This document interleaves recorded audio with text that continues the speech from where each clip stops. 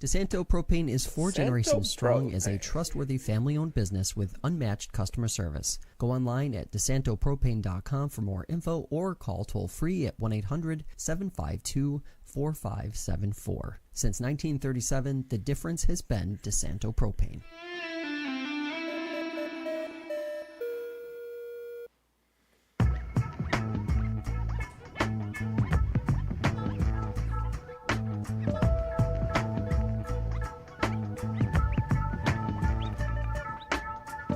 Hello, everybody. Welcome into Fresh Takes. Russo and Felice.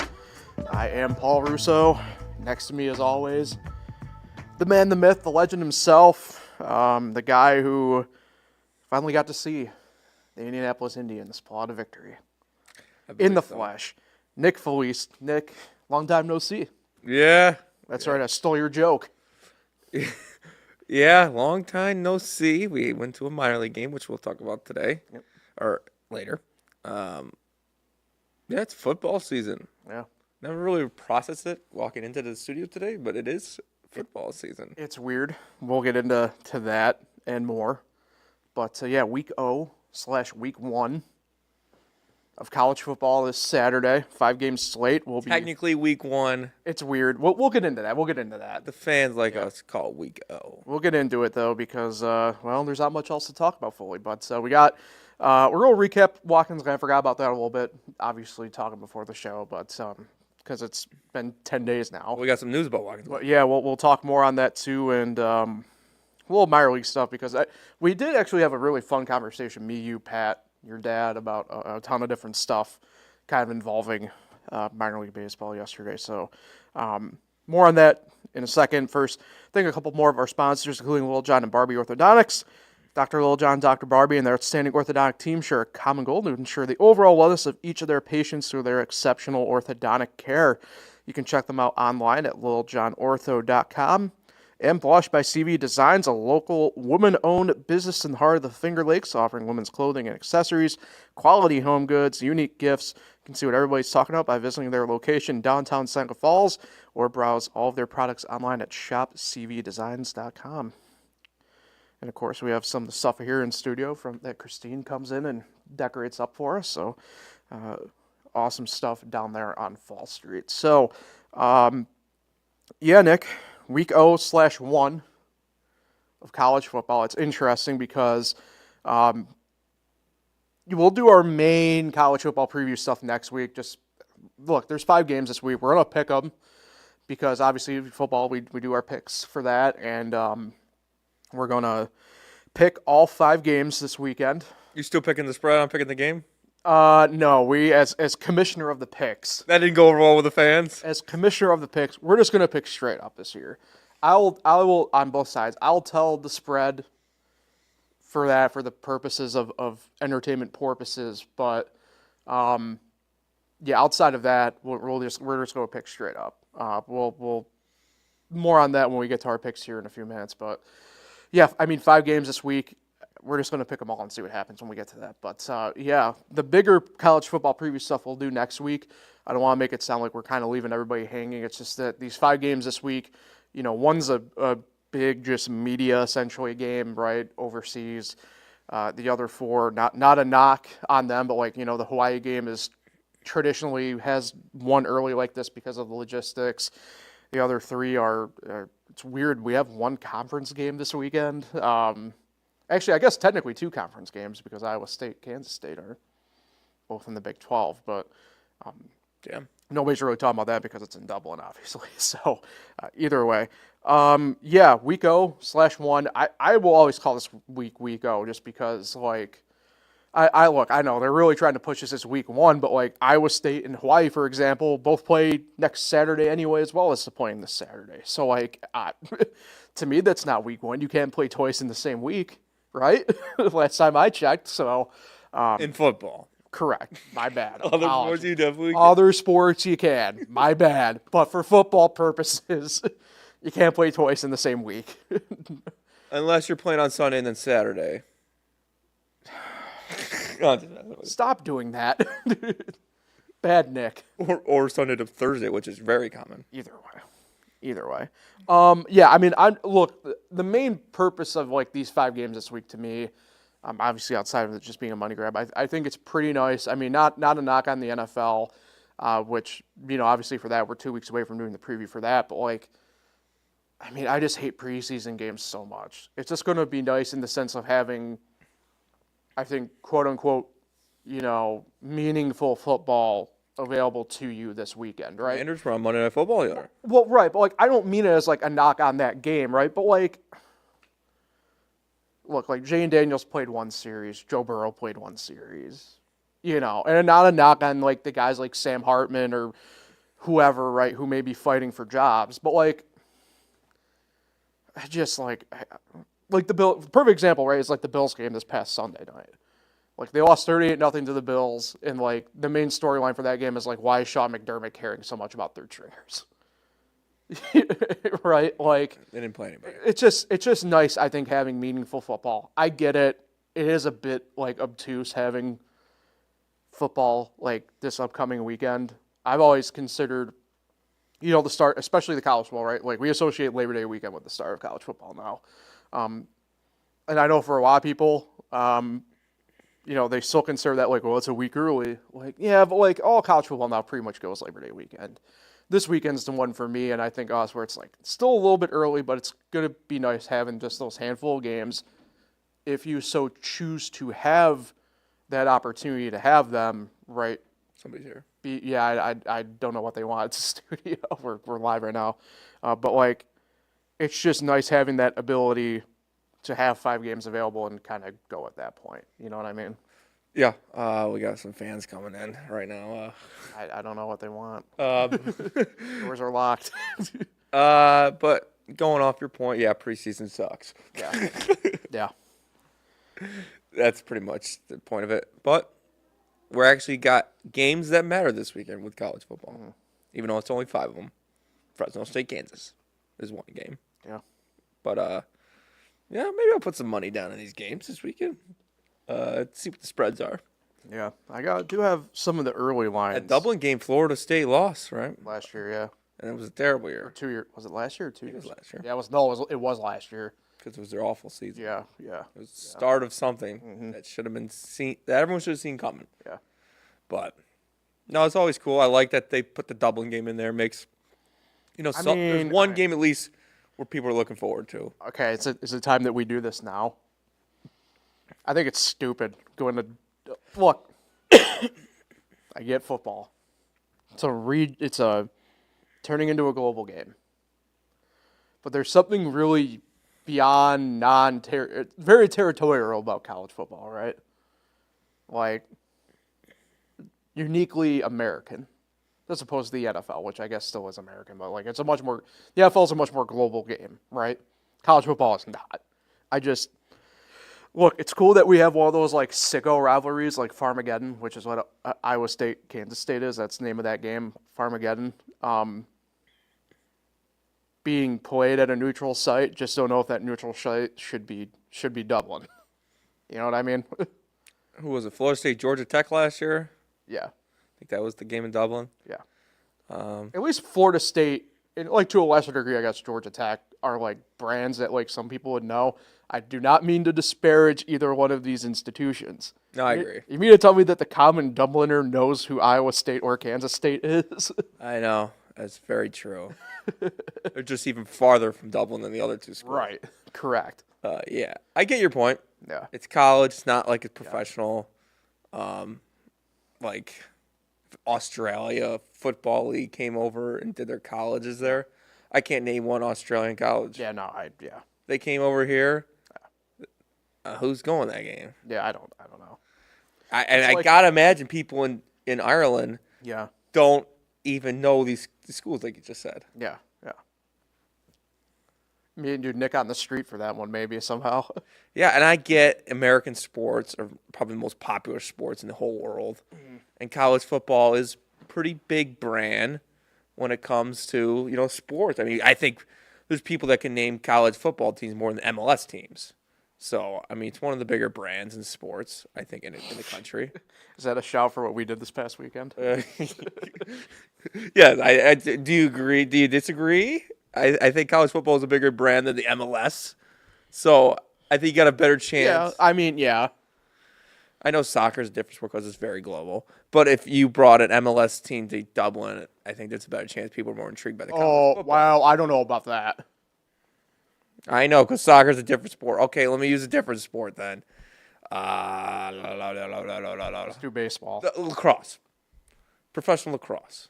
College football is a Probably. I will say probably to that. way bigger brand than professional lacrosse. Yeah. If you put a professional lacrosse game in Dublin, people will be more intrigued by the college football one. Yeah, I will agree with that. Sorry, my hair is like trying to do I something. get it. Soccer's a different thing because people would go to that over there because they love soccer.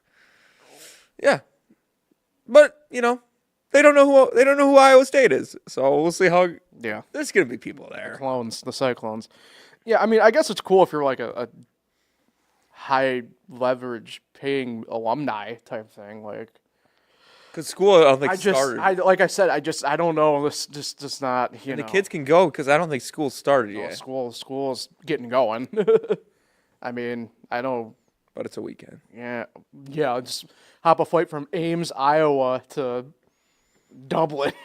You have to take a zillion connections and. Yeah, the rich kids will go. Yeah, whatever. No, I mean, what this game is for, right? It's for the wealthy enough alumni more than anything else, but in that sense. But either way, yeah, it's tough because, like I said, the 5 games, we're doing the bigger college football preview next week.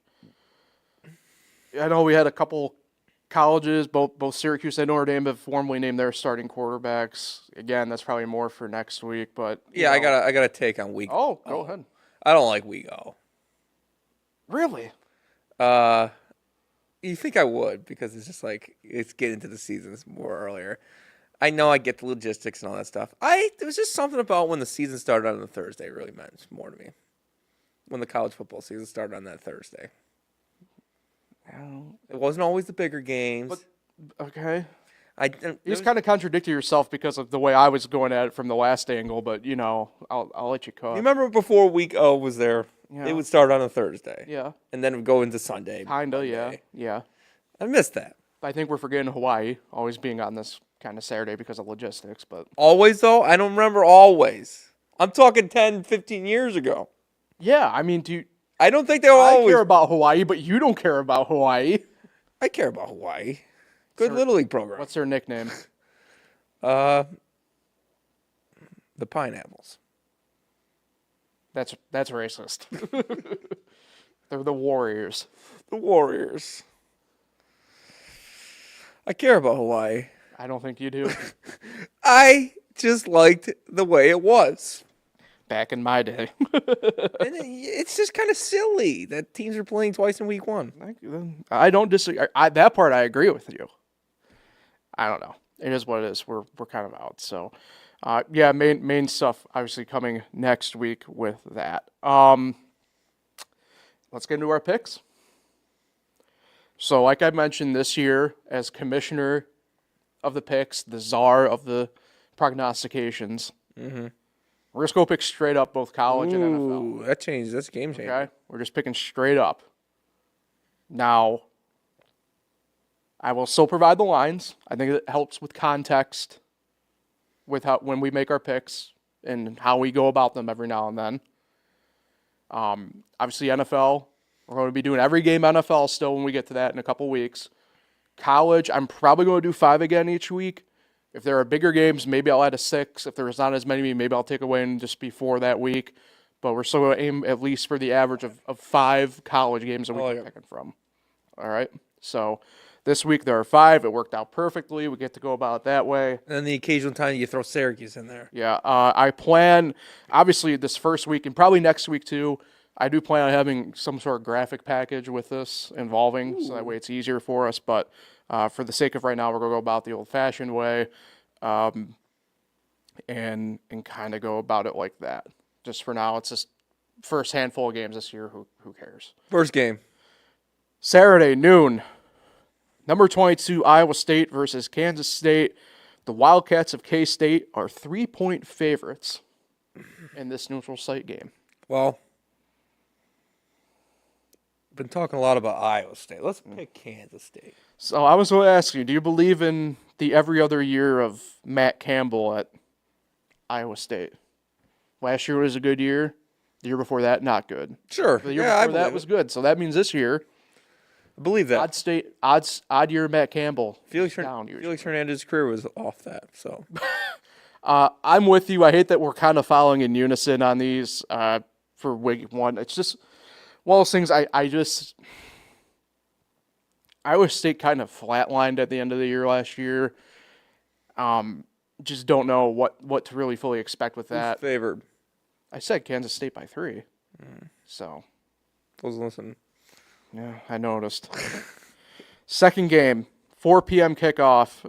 Idaho State out of the FCS Big Sky at UNLV. 4 p.m. kickoff. UNLV, 26.5-point favorites. I don't want to go to Boise, Idaho. Well, this is in Vegas anyway, so. Yeah, so I'd rather go to Vegas. So UNLV is my pick. So I'm going UNLV as well. However, if you're betting this game, I would take the points with the Tigers, the Bengals of Idaho State. I'm putting UNLV on upset watch. That's really my big upset watch game of the weekend. Wow. Don't know if Dan Mullen, first game head coach for the Runnin' Rebs that game. Idaho State, damn good FCS team every year in, year out. So it's my upset watch game of the week right there. I like it. Yep. 6:30 p.m. Fresno State at Kansas. Kansas 13-point favorites. Busy time in Kansas State, that area. Except not really. I'm going Kansas here. It's an interesting spread line, I'm not going to lie, but I just think push comes to shove, I'm going to go with the Jayhawks. I got an upset here. You're going Fresno. Fresno State gets the dub here. Wow. Kansas has been too good at football lately. Mm-hmm. They're going back to their struggles. Gotcha. Fresno State upset. Interesting. Yeah, why not? All right, our second of the conference games for the weekend, 7 p.m. kickoff, Sam Houston State at Western Kentucky, CUSA game. Western Kentucky, the toppers, 10-point favorites. Western Kentucky and who? Sam Houston. I can't name one athlete from Sam Houston State, but I can name Ty Rodgers, a Western Kentucky basketball player who beat Drake in the tournament that one year. That's pretty unfortunate that that's the only player from Western Kentucky, period, you could name. Yeah. Given the Knicks' ties to Western Kentucky. Who's from Western Kentucky? Mitchell Robinson. Oh, yeah. Not the expert you thought you were in Hilltopper knowledge, huh? But Ty Rodgers, man. Game winner. One of the great March Madness moments. It's true. So give me Western Kentucky. I'm going Western Kentucky as well. They're going to be a perennial mid-major. You know, I don't even know if I knew Robinson was from Western Kentucky. P6, sorry, P6 for football, not mid-major. My bad. All right, the nightcap, quote unquote. Even though for an Eastern time zone, it's a 7:30 p.m. kickoff. So they're playing in the afternoon. Yep. Stanford at Hawaii. Stanford getting any better? The Cardinal, new leadership. Frank Reich, interim head coach for the year. Andrew Luck, their GM. Frank Reich. Yeah. Guy's terrible coach. So give me Hawaii. Hawaii's a 2.5-point favorite. Hawaii. Frank Reich is an awful coach. Stop giving that guy jobs. Stanford has a lot of football turmoil going on too right now. This is a really weird case of normally this is actually where I would probably zag on you, Nick, and go Stanford for sure. Really? I just can't. I gotta go Hawaii here. It's because of the mascot. The Cardinal or the tree? You mean the tree outright? The tree. No. Oh, the tree might be a better kicker than what they got going on. So you're going Hawaii. 5 picks. Yeah, I'm going Hawaii. No Ys this week though. It's tough. You don't Y a lot in college. But yeah, actually. Also, it's tough. We only really had one. We only had one difference in picks this week. But not gonna lie, I forgot about that. Yeah, it's tough. We only had one swap of picks, and that was you actually going the underdog Fresno State over Kansas. So there's that. So hey, First set of picks in the books. Feeling the Bulldogs. How about it? You are feeling the ball. Look at you. You know who went to Fresno State too? Just name any athlete. Fresno State. Yep. Damian Lillard. No. I went to Weber State. Fresno State. Yeah, I probably know him. You definitely do. You should know at least technically 3, but I'll give you 2 for sure. Giving me 2. Yeah. Fresno State. I can't think right now. Who was it? Well, you had Derek Carr. Derek Carr. Also his older brother David. David. Also Aaron Judge. Aaron Judge. Yep. I don't think I got any of them. All right. Let's do our NASCAR portion of this. Watkins Glen a couple weeks ago. We'll do that part first quick, obviously, because it's now 10 days in the past. But just absolute, on the Cup side, absolute drubbing by Shane Van Gisbergen, more or less. Best road course racer in my mind of all time in NASCAR. I will die on that hill, and I'm a Jeff Gordon fan. And I know initially you even said that to me on the podcast. I remember pretty much a month ago now. Like, Paul, how can you say that? And now, after witnessing it in person again, Nick. I still don't agree. Oh! It's only been a short sample size. The greatest of all time. I need some more sample. How much more sample do you need outside of 5? He's got 5 wins. 5 wins. Let's just look at it from the road course perspective. Does anyone else have 5 wins? He's got 5 wins on road courses in only like 10 starts. I do not care. That is insane. He's the best right now. Not all time. Who would you say is all time? Definitely Jeff Gordon. And I'm a Gordon fan. I'm like, not like I disagree with you. I'm just saying though. If he can do it again next year, then I might change my mind. What happens if he goes and he wins the Roval in the playoffs? The last road course remaining this year. We'll never say a rookie is the best at all time of anything. You're crazy for not respecting the greatness of it. I respect the greatness. I think he's the greatest right now. All time, you need to slow down. All time, Paul. All time. I'm not slowing down. Not on this one. He's great. He's the best right now. All time, I'm not there yet. The real question for you is only given the fact that you're what is admittedly limited amount of knowledge. Is he above or below Chase Elliott? I don't have the road course stats in front of me. Yeah. But I wouldn't say any driver right now, because he's the best right now. Okay. I wouldn't say a driver active right now is better than him. Okay. I'm going to go like Jeff Gordon and those guys back in the day. Okay. I would put ahead of him. Okay. So, no.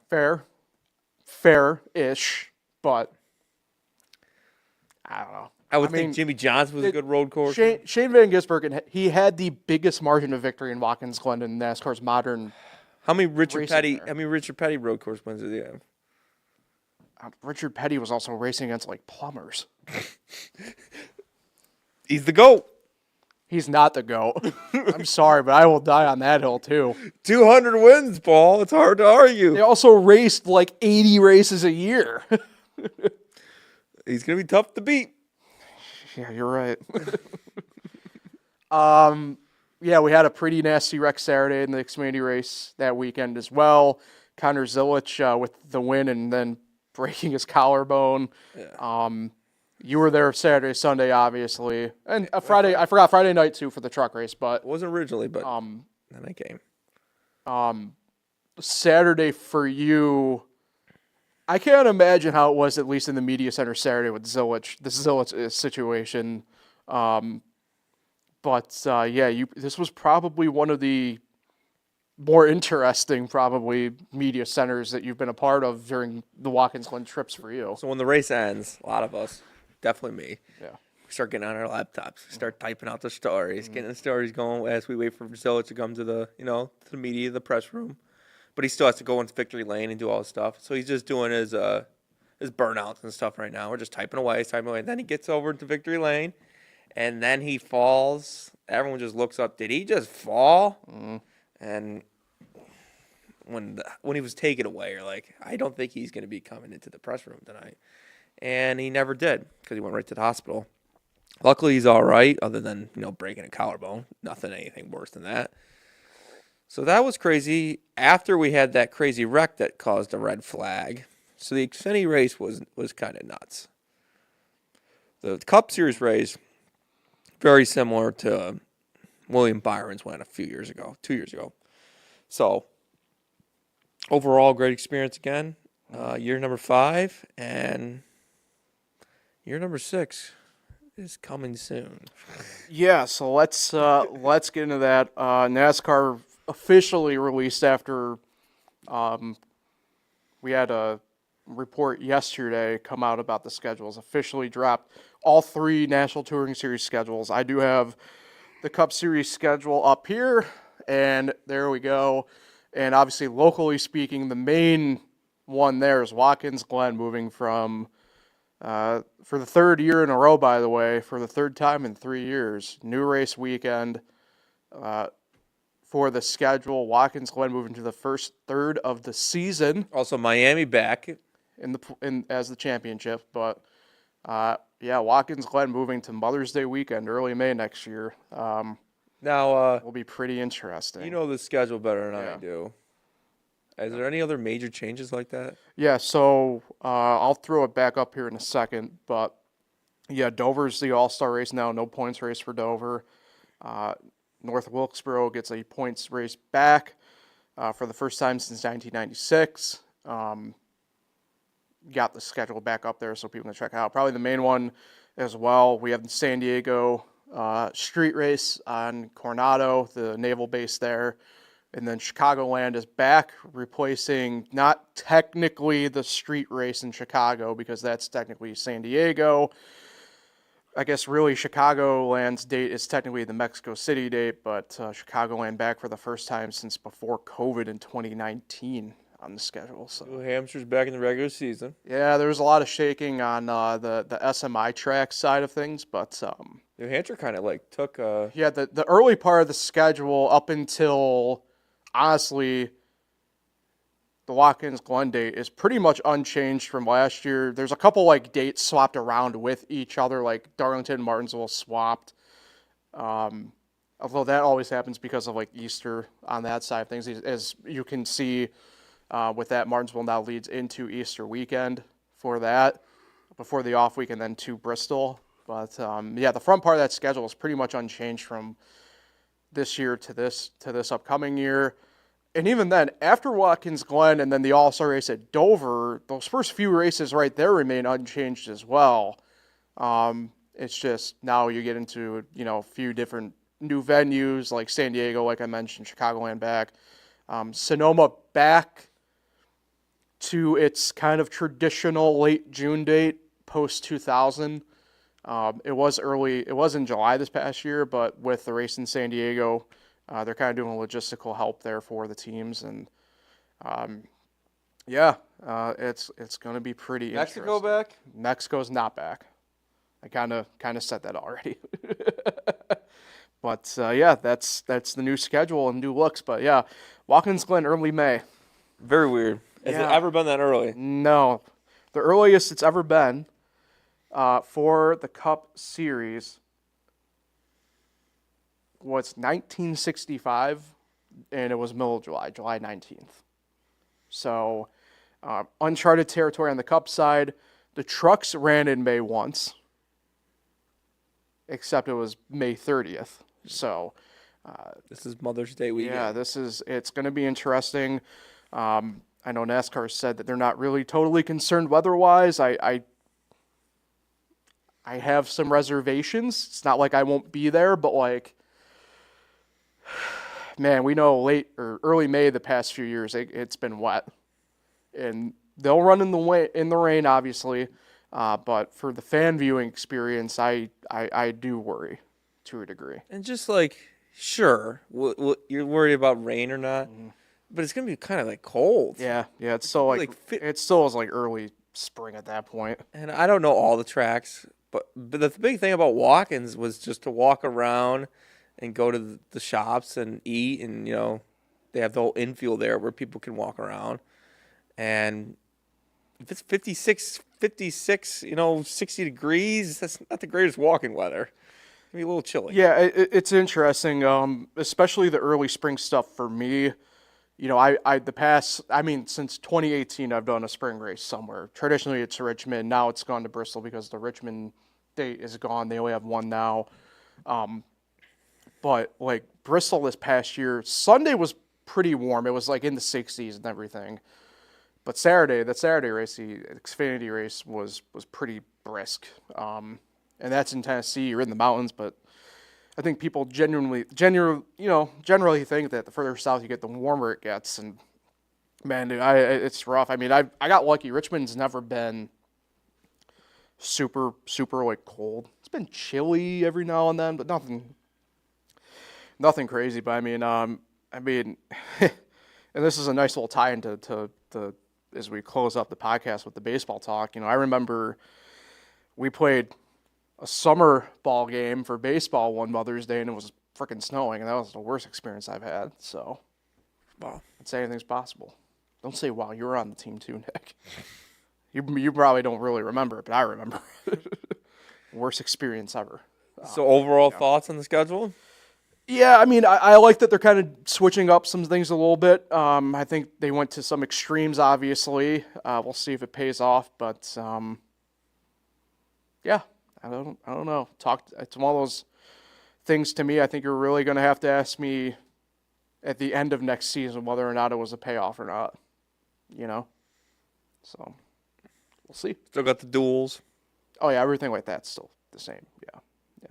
So, all right. Take a couple minutes here. Talk some minor league baseball. We went up to Syracuse yesterday. Me, you, brother Pat, your dad Daryl went up. Indianapolis, the AAA team for Pittsburgh, was in town to play Syracuse, and so we went up. Obviously, the hope was seeing Bubba Chandler. We knew it wasn't going to happen, but he gets the call up anyway.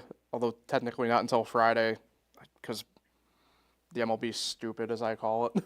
I think we saw his last game in a minor league jersey. Hopefully. Unless he gets rehab. Hopefully, yeah. But it was interesting, though. It was a pretty good game-ish, all things considered. Some bad baseball. There was some bad baseball, but I thought the more interesting parts of what we were talking about really kind of on the car ride up and even back to a degree, but just like minor league baseball, how it's been in an interesting state the past few years, both good and bad, and guys like Mike Jarvis, you know. You don't know who he is when you come.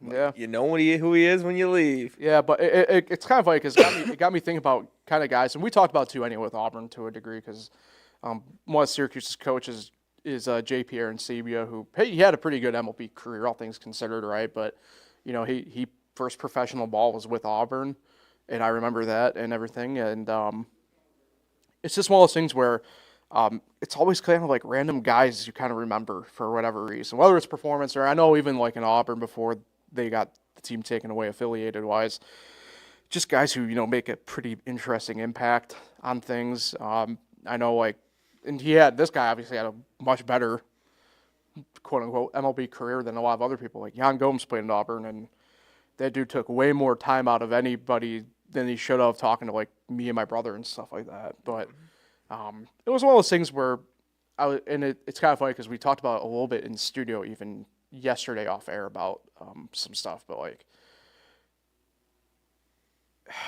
it just sucks how like minor league baseball you have to go a little bit further for it now when that was never the case. And just kind of seeing guys, I mean, I know like you brought up like, yeah, it's cool that you get to go see Indianapolis now once a year if you're lucky the way it's structured now.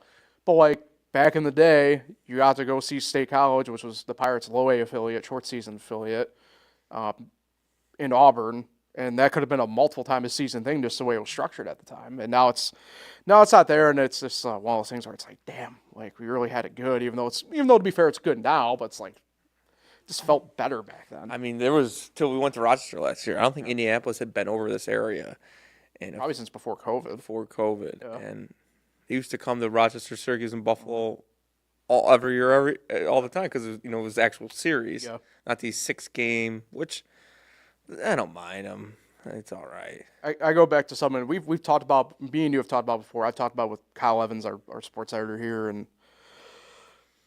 I get it. I get it from the logistical standpoint. I just wish they would kind of go back to just doing series still, where you block it off in 3. I still think you can accomplish much. I mean, if you're Indianapolis, to me, there's no reason why you can't do 3 in Syracuse and 3 in Rochester or 3 in Buffalo or something along the lines of that. Yeah.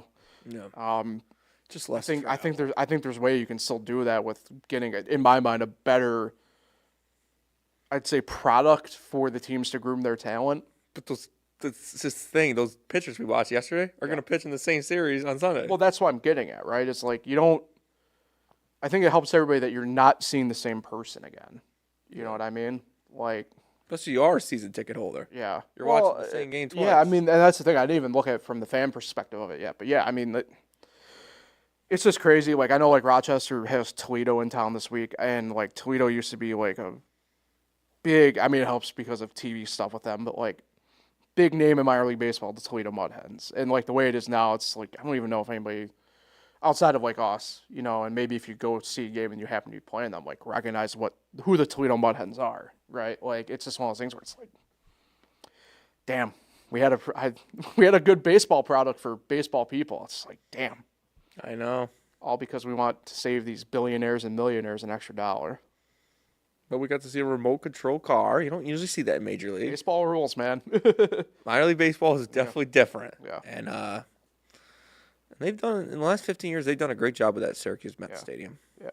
I mean, I'm in the minority. I genuinely enjoy minor league baseball probably more than the MLB product, at least in person. Because just like, one, not as many people. You can kind of just like, I get for the most part. But like, I hate saying it this way because it's not like the guys at the MLB level are not playing, but like the guys at this level are actually like they're fighting for their jobs, man. Like they're actually out there playing. Some maybe not as good as others, but like yeah, I mean, they've done a lot with the Mets stadium, but there's more to do at major league stadiums. Yeah, in that sense, yeah. Yeah, for a fan perspective. I think you're thinking just like in the game itself. Yeah. I don't know. Whatever. Either way, that wraps up the podcast for today. But yeah, I recommend going. Syracuse, Buffalo, and Rochester are all home this week. Huh? It's a rarity. All right, that'll do it for the podcast for this week. We'll be back again next week. We're kind of moving out of our summer stuff just a little bit earlier than normal, just because we can jump in and do a college football preview next week and then go right into NFL preview the week after. So next week, barring something crazy, will probably be like a football-only podcast, back-to-back football-only podcast really coming up. So, Nick, lock in. We need you to lock in. Yeah. So with that in mind, who are you shouting out this week? I'm going to shout out my buddy Blake Crawford. Mm-hmm. Big fantasy guy. Big Giants fan. Friend of the program. Yes. I was thinking, was he on this podcast? It was my fantasy podcast he was on. I was just trying to think. But, yeah, he's a fan of the program. Shout out Blake. It's his birthday on Friday. So 29 years old. And, yeah, go Giants. Looking forward to a new season. Mm-hmm. And football is here, man. Football is here. Mm-hmm. Mm-hmm. So, hey, we'll be locked in on football. Manifest the truth, bro. Manifest the truth, bro. Appreciate everybody for listening and tuning in. Major podcast platforms where you can find us, in addition to FingerLakes1.com, the FL1 YouTube channel. Still got fans over out here? I hope not, because I really don't want to go deal with whatever's happening in the hallway if that's the case. So, on that note, as Nick contemplates what to go explore in the hallway, we'll talk again next week, everybody. Enjoy the weekend.